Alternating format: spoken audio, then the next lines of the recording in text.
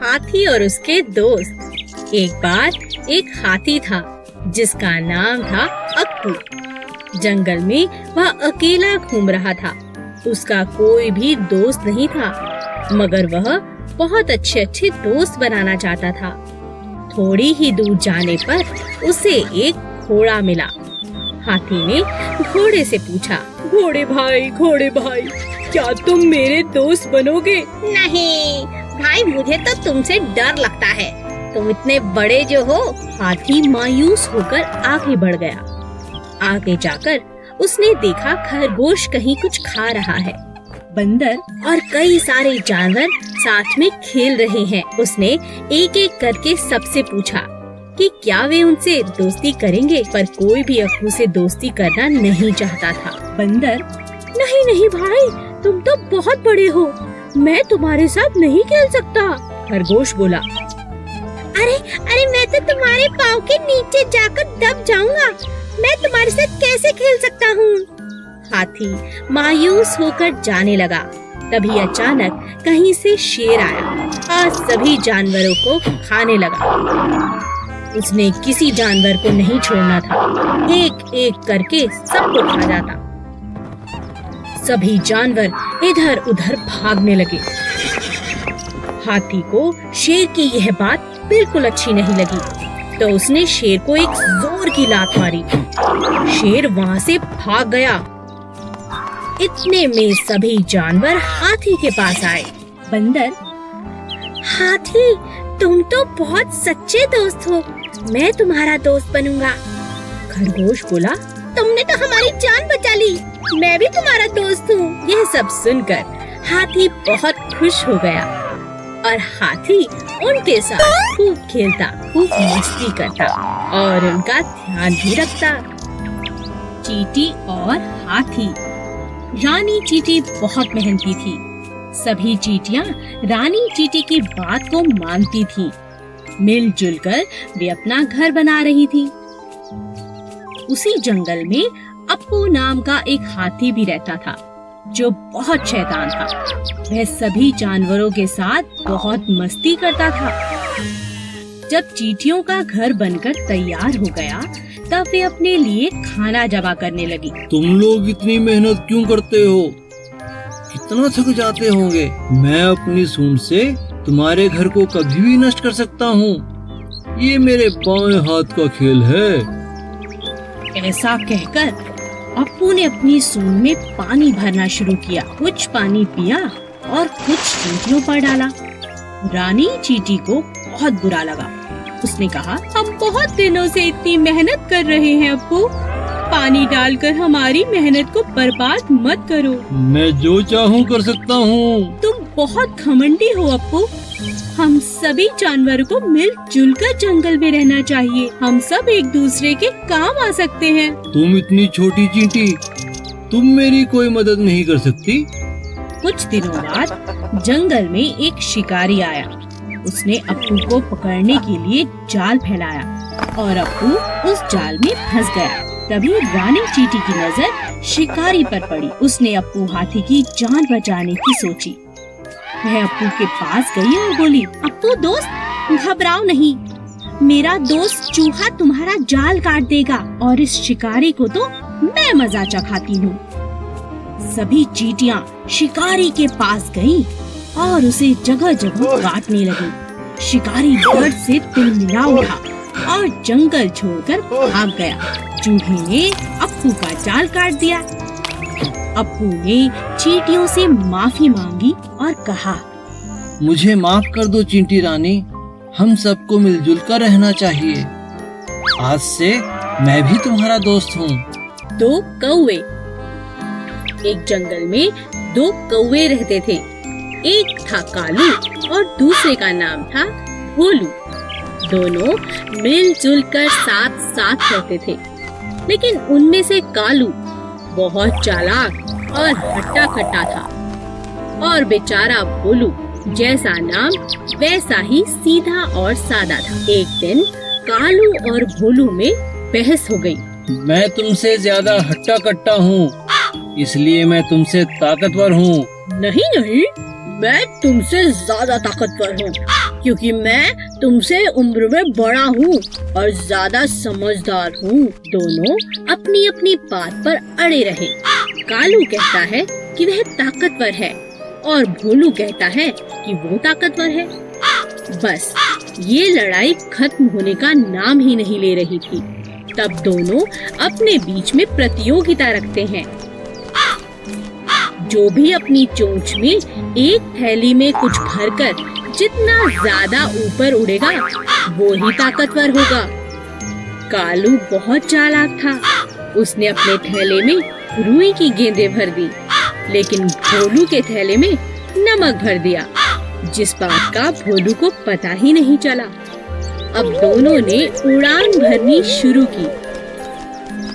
देखते ही देखते कालू ऊपर की तरफ चला गया और बेचारा भोलू वजन के मारे ज्यादा देर तक ऊपर नहीं उड़ पाया। वह नीचे नीचे ही उड़ता रहा, क्योंकि उसकी थैली में ज्यादा वजन था। तभी अचानक बहुत तेज बारिश होने लगी। कालू बहुत परेशान हो गया, क्योंकि रुई की गेंदें बारिश के पानी की वजह से भारी हो गई थी, जिसकी वजह से उसका थैला भी भारी हो गया था। उसे उड़ने में बहुत परेशानी होने लगी। लेकिन भोलू को बारिश अच्छी लगने लगी, क्योंकि बारिश के कारण उसका थैला अब हल्का हो गया था, क्योंकि बारिश के कारण उसके थैले में रखा नमक घुलने लगा था। अब भोलू ऊपर उड़ने लगा और उसने चुनौती भी जीत ली। हमें किसी को धोखा नहीं देना चाहिए। आलसी तोता। एक पेड़ पर दो तोते रहते थे, किट्टू और मिट्ठू। एक बहुत आलसी और दूसरा बहुत ही समझदार था। एक दिन समझदार तोते ने देखा कि पेड़ की जड़ से एक बेल निकल गई है, जो पेड़ का सहारा लेकर चढ़ती जा रही है। अरे देखो, हमारे पेड़ पर एक बेल ऊपर की तरफ आ रही है। चलो मिलकर इसे काट दें। मुझे तुम्हारी सहायता चाहिए दोस्त। मैं अकेले इस बेल को नहीं काट सकता। आज तो मैं बहुत थका हुआ हूँ, हम कल काट लेंगे। ठीक है दोस्त, पर हम कल इसे जरूर काट लेंगे। अगले दिन फिर से तोते ने मिट्ठू को आवाज लगाई। मिट्ठू मिट्ठू देखो, बेल तो दिन प्रतिदिन लंबी होती जा रही है। आओ इसे काट दें। कहीं शिकारी आ गए तो इसके सहारे हमारे बच्चों तक पहुंच जाएंगे। तुम्हें इतनी जल्दी क्या है, कर लेंगे। मिट्ठू तुम बात को समझो, अभी तो बेल नाजुक है, मिलकर हम इसे काट सकते हैं। अगर ये सख्त हो गई तो इसे काटना बहुत मुश्किल होगा। ऐसा करते करते कई दिन निकल गए और बेल पक्की हो गई। तोता रोज मिट्ठू को आवाज लगाता, लेकिन मिट्ठू कोई न कोई बहाना बनाकर टाल देता। किट्टू तोता अपने बच्चों को लेकर दूसरे एक ऊंचे पेड़ पर जाने को मजबूर हो गया, क्योंकि उसे पता था कि मजबूत बेल के सहारे कभी भी शिकारी आकर उसके बच्चे ले जा सकते हैं। मिट्टू, मैं अपने बच्चों के साथ दूसरे एक ऊंचे पेड़ पर रहने जा रहा हूँ। क्या तुम भी चलोगे? यहाँ रहना सुरक्षित नहीं है। मिट्ठू तोता आलसी होने की वजह से हर काम कल पर टालता रहा। इसी तरह एक दिन जब शिकारियों की नजर मिट्ठू के बच्चों पर पड़ी, तो उन्होंने मजबूत बेल पर चढ़कर मिट्ठू के बच्चों को उठा लिया। अंत में मिट्ठू को अपने आलसीपन के कारण बहुत पछताना पड़ा। एक घने जंगल में एक पेड़ पर कालू कौवा अपना घोंसला बनाकर रहता था। उसी पेड़ के नीचे एक सांप का बिल था। एक दिन कालू जब भोजन की तलाश में गया, तो पीछे से सांप ने उसके अंडों को खा लिया। जब कौवा वापस अपने घोंसले में आया, तो अपने बच्चों को ना पाकर बहुत उदास हो गया। कौवे को सांप पर शक भी हुआ और उसने फिर सांप से पूछा, भाई सांप, क्या तुमने किसी को मेरे घोंसले की तरफ आते देखा? किसी ने मेरे अंडों को खा लिया है? नहीं नहीं, मैंने किसी को नहीं देखा। मुझे नहीं पता तुम्हारे अंडे किसने खाए। कुछ समय बाद फिर से ऐसा ही हुआ, पर इस बार कौवे ने सांप को अपने अंडे खाते हुए पकड़ लिया। अच्छा, अब समझ आया, तुम ही मेरे अंडों को खा जाते हो। मुझे तुम पर पहले ही शक था। तुम्हारी इतनी हिम्मत कैसे हुई? मेरे अंडों को खा गए। मुझे भूख लगी थी, इसीलिए मैंने तुम्हारे अंडों को खा लिया। तुम मेरा कुछ नहीं बिगाड़ सकते। इतना कहकर सांप अपने बिल में चला गया। कालू बहुत उदास हो गया और उसने सांप से बदला लेने की सोची। फिर वह उड़ता हुआ राजा के महल की तरफ चला गया। तभी उसकी नजर महारानी पर पड़ी, जो तालाब में स्नान कर रही थी। महारानी के कीमती जेवर तालाब के किनारे पड़े थे, जिनकी निगरानी उनके सिपाही कर रहे थे। कालू कौवे को एक उपाय सूझा। वह एक लंबा सा हार अपनी चोंच में फंसाकर उड़ने लगा। सभी सैनिक कौवे का पीछा करने लगे। कालू ने चालाकी से उस हार को सांप के बिल में डाल दिया। जब सैनिकों ने बिल में डंडा मारा, तब बाहर निकला सांप, जिसके गले में महारानी का हार था। सैनिकों ने पीट पीट कर सांप को जान से मार दिया और हार ले लिया। इसी तरह कालू कौवे ने सांप से अपना बदला ले लिया। एक जंगल में एक बहुत ही खतरनाक शेर रहता था। क्योंकि वह जंगल का राजा था, इसीलिए वो कभी भी किसी को भी खा जाता। एक दिन जब राजा अपनी गुफा में आराम कर रहा था, तभी एक छोटे से चूहे की नजर शेर पर पड़ी। अरे वाह, इतना बड़ा शरीर, इतने बड़े बड़े पंजे, इनके तो दांत भी बहुत नुकीले लग रहे हैं। शेर राजा जी का तो कोई मुकाबला नहीं कर सकता। तभी सब जानवर इनसे इतना डरते हैं। चलो गुफा में अंदर चल के देखता हूँ। जैसे ही चूहा शेर के पास पहुँचा, अचानक शेर की आँख खुल गई और उसने चूहे को दबोच लिया। अरे वाह, आज तो भोजन खुद चलकर मेरे पास आ गया। मजा आ गया। मुझे माफ कर दो राजा जी, मैं तो गलती से आपके पास आ गया। मुझे खाकर तो आपकी भूख भी नहीं मिटेगी। हो सकता है मैं आपके कभी काम भी आ जाऊं। चूहे की यह बात सुनकर राजा के मन में दया आ गई और उसने कहा, ठीक है, वैसे भी मेरा पेट आज बहुत भरा हुआ है। जाओ, मैं आज तुम्हें छोड़ता हूँ, लेकिन दोबारा ऐसी गलती मत करना। और इस तरह चूहे की राजा ने जान बख्श दी। एक दिन राजा शेर भोजन की तलाश में नदी किनारे पहुँचा। वहाँ उसे शिकारियों ने अपने जाल में फंसा लिया। गुस्से में आकर शेर जोर जोर से दहाड़ने लगा। ये तो राजा जी की आवाज है। लगता है हमारे राजा किसी मुसीबत में है।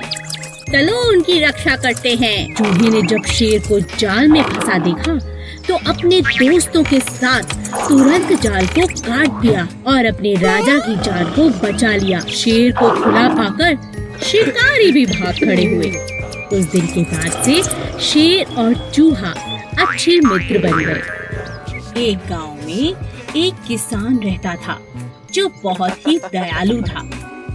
गांव के पास ही एक घना जंगल था, जहां बहुत सारे जंगली जानवर रहते थे। इन जंगली जानवरों को पकड़ने के लिए शहर से शिकारी शिकार करने के इरादे से वहां आते थे। एक दिन शिकार के दौरान शेर को शिकारी का तीर लग गया, पर इससे पहले कि शिकारी शेर को पकड़ पाते, वह भागकर किसान के घर के आगे बेहोश होकर गिर पड़ा। किसान ने जब घायल शेर को देखा, तो उसने शेर की मरहम पट्टी की और साथ में भोजन भी कराया। कुछ दिन बाद जब शिकारी दोबारा जंगल में आए, तो वह उसी शेर को पकड़ने में कामयाब हो गए। हमें शहर तक पहुंचने में 2 दिन लग जाएंगे। शेर तो मांसाहारी होता है, क्यों ना इसे जंगल से कुछ शिकार करके खिला दें। हाँ हाँ, ये ठीक रहेगा। तभी शिकारियों की नजर लकड़ियां काटते हुए एक किसान पर पड़ी। यह वही किसान था जिसने शेर की मदद की थी, उसकी जान बचाई थी। शिकारी ने जबरदस्ती किसान को पकड़ा और शेर के पिंजरे में डाल दिया। सुनो शेर, अब यही तुम्हारा भोजन है, इसे खाओ। शेर बहुत गुस्से में था और भूखा भी, लेकिन जैसे ही वह किसान के पास पहुंचा, उसने किसान को पहचान लिया और उसे चाटने लगा।